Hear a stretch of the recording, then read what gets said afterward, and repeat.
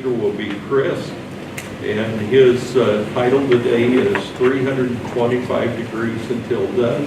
This is the special occasion speech number 3, the roast. It says this speech is the final one to complete Chris's advanced communicator goal. It provides a bookend to his initial icebreaker in 1994. He will be poking fun at himself for everybody's benefit, and I believe this is 5 to 7. All right, help me welcome Chris.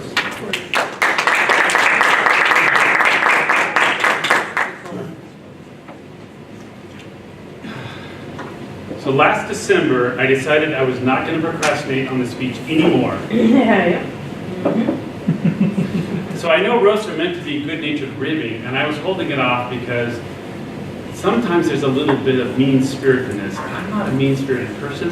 I didn't know who I could talk about. Who would I really know the dirt on that I could be gentle with but have fun with? And eventually I decided it would be me. Toastmasters has taught me to be very specific and clear. So today I'm going to share some stuff and things about my family, career, hobbies, philosophy, and of course Toastmasters. First, family. When I was growing up, I had a wise grandfather like Reed who shared all sorts of wisdom with me. And there's a few things that come to the surface that really kind of stuck with me over time. The first things he said was, "You must have a hollow leg," when I'd be on my 20th pancake or my 4th bowl of oatmeal as a teenager. I wanted to make sure that I knew I was appreciated.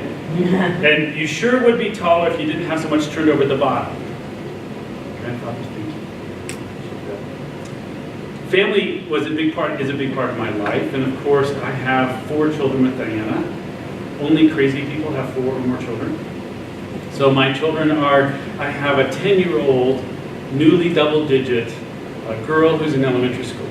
I have a 13-year-old, brand new teenager boy who's in middle school. I have a brand new driver, 16-year-old girl in high school, and a young woman who just turned 21, who's in college doing whatever they do in college.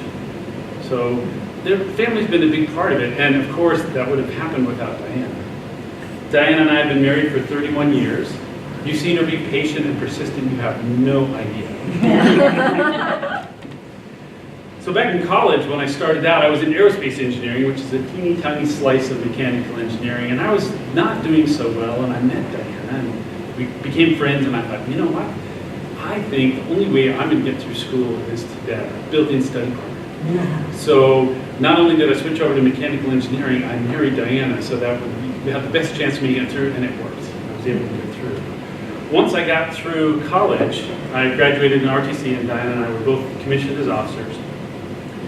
And I took a job as a civil engineering officer in the Air Force. They're the people who build the bases, or maintain the bases we have and build the bases in the middle of nowhere. My pilot buddies called it, we were the people that built targets, basically. After 8 years and 9 to 10 jobs, do the math, I decided I was ready for the real world. And Diana and I both went out to Motorola in Austin, Texas, to build microchips. And we moved to Massachusetts a few years later, and after a few more jobs, I decided to start my own consulting business. You know what they say, people who can't teach, people who can't teach start consulting businesses. And in my job, I get to do a lot of speaking. Sometimes it's even professional. But really, it's really about, beyond communication, it's a lot more relationships. And relationships are a really important sort of glue that holds things together. If you want to see my relationship skills, all you need to do is invite me out for dinner, provide me a few beers, wines, or whiskeys, and you will find out 2 things. I will demonstrate to you very clearly that I care a lot about you, and that I have a lot to share about whatever you're sharing. It's going to happen.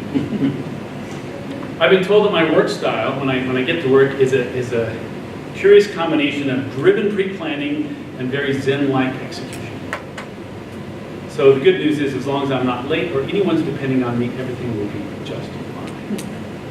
Now, a couple of years ago, I wrote a book called Ripple, and it was pretty successful. I mean, we practically sold out the entire first printing, which means there are no more boxes of Ripples in the garage, which actually, saying I wrote it is really an overstatement, because I think that with the help of 2 editors, dozens of reviewers, a graphic designer, a publishing advisor, and of course Diana, it's the only way I got it done. I thought it would take 6 months. It took 6 years. Had Diana not been involved, it would have been probably 6 decades in terms of getting it done. So that was really important. Diana also puts up with my eccentric hobbies. Our 2005 remodel on our house is almost done. And my dad will say things like, well, Chris and Diana's house is so green that when you walk through the door, your cholesterol drops 30 points. Related to that, I subscribe to the philosophy that every job is an opportunity to enhance your tool set, and our garage is a direct reflection of that. I also make fermented foods. In a sense, I employ bacteria to help ferment foods for me. So I make kefir and yogurt and pickles and sauerkraut. If you sit and visit with me long enough, I may ferment you. But really, it gets down to a few personal philosophies that guide me. Simplicity is important.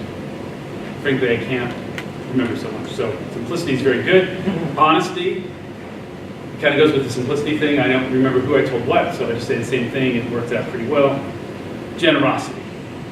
If I have enough kale and zucchini, everyone is my friend. And vulnerability, because frankly, it's probably my fault anyway. Finally, really, tidiness is really important to me. I strongly believe that a clean workplace is the sign of a very unhealthy mind. So Toastmasters has been a really good place for me to attempt to grow and to serve others in a positive capacity.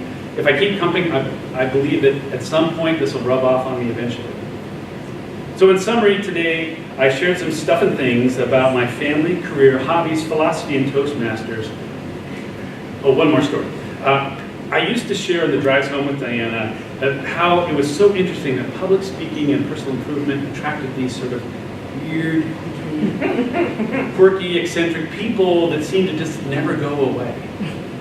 And then the other day I was driving home with Diana and saying, you know, it's so nice that these people keep showing up here and all these youngsters are keeping us company. And it dawned on me, I am one of those quirky old timers that never go away. Mr. Pittman.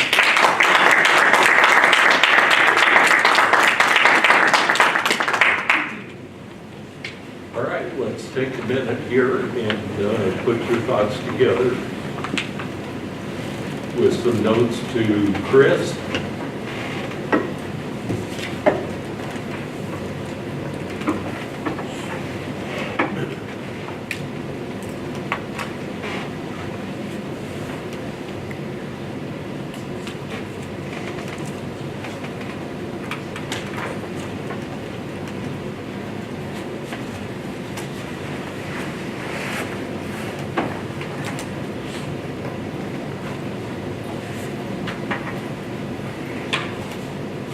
And I see that Sarah is just chomping at the bit over here to be ready to coach Chris.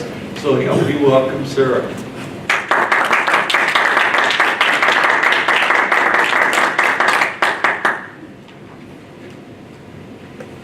Chris, I thought this was a very enjoyable speech. I love the casualness that you took to it. A lot of speeches like this tend to sound more formal and the jokes sound more purposeful, but I really liked how everything just flowed right together, and it was more just listening to a conversation with you versus listening to a speech, so I really appreciated that. The jokes were very subtle, I think more so for a person that doesn't know you too well. I still found them very enjoyable, but because I only know you through Toastmasters, and a couple of them did go over my head, but it didn't mean that everyone else didn't get it, because they know you a lot more than I do. You were very calm and poised up here, and I loved how you didn't take it too fast. There were spots that you sped up, but then you also reined it in a little bit, and that helped some of the jokes sink in, and those pauses that you put in there. A lot of people I've heard do roast before will put a pause in, expecting the audience to laugh, and you just went with it. And you took that quick pause when you knew we were laughing, but you also put pauses in so that we could absorb what you were saying. The other thing I really appreciated is how you poke fun at yourself while also praising Diana. And that can sometimes be hard to do. I think, without making it all overly obvious. So I really love how you incorporated that in there. Your gestures were great. They really helped with your speech. I did notice though that you were playing with your fingers a little bit when your hands weren't doing anything. But overall, I really enjoyed it, and I think you did a great job roasting yourself, because it can be very difficult up here to make fun of yourself on purpose. So awesome job with that. And now we'll turn it over for coaching. Thank you for the creative title, 325 till done. Yes, we wouldn't, you hear that and you think, ah, it takes me a second, but that's the kind of humor that I like, where about 2.5 seconds after, and you did it all the way through, so it worked for me. So, yeah, I love a good roast. Tender, juicy. What other feedback do we have for Chris? I felt a little differently than you, Sarah. I felt like sometimes Chris rushed through his jokes a little bit, and I was still pondering the joke when he was on to another topic.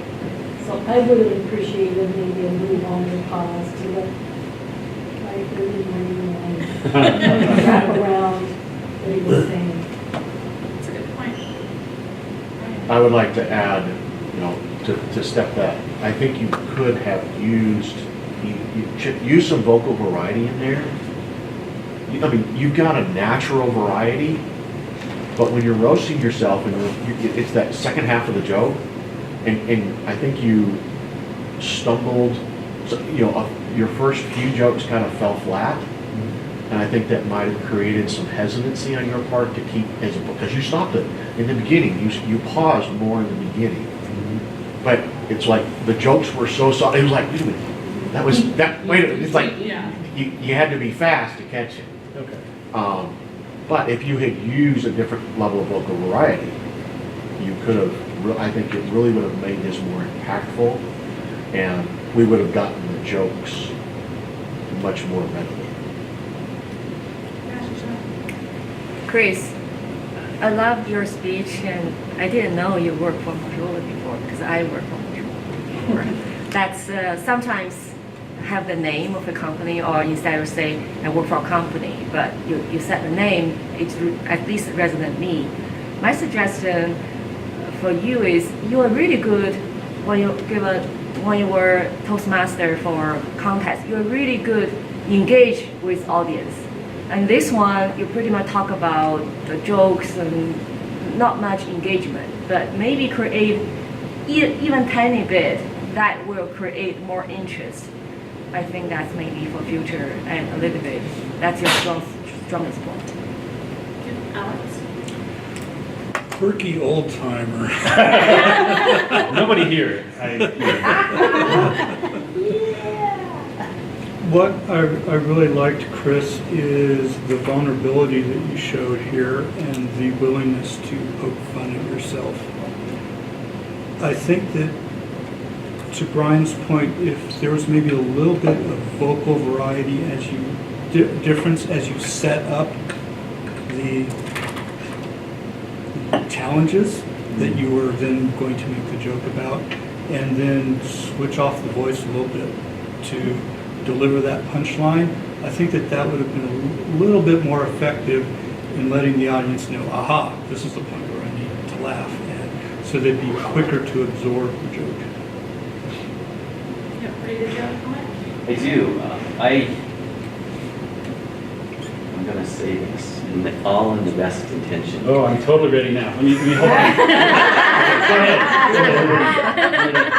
Okay, go ahead. This project is to make you stretch. And I think you need to roast somebody else instead of yourself.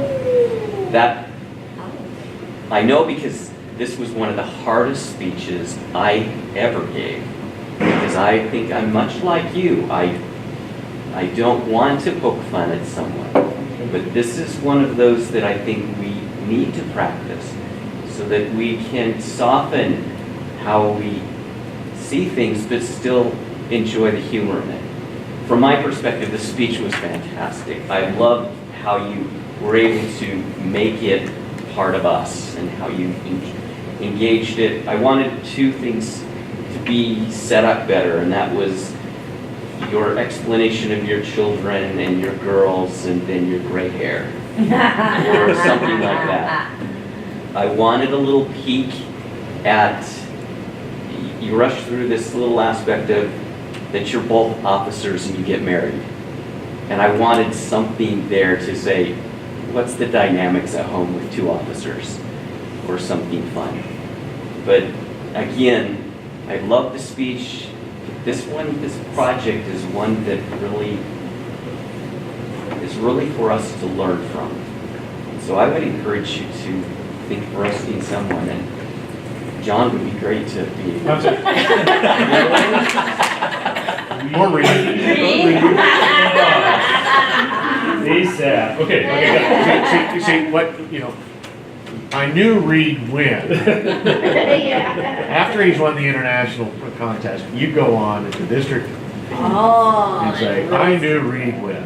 Thank you for the invitation. All right, do we have any last comments? Well, I think with that, roasting someone else and that uncomfortableness of maybe getting mean-spirited, I think it's okay to talk to that person about what they see as their shortcomings. Because if someone's already identified areas where they see that they maybe need some work or that they're not sensitive about, but they can laugh at themselves about, that will help it not feel mean-spirited when it's delivered. I'm wondering what James is thinking.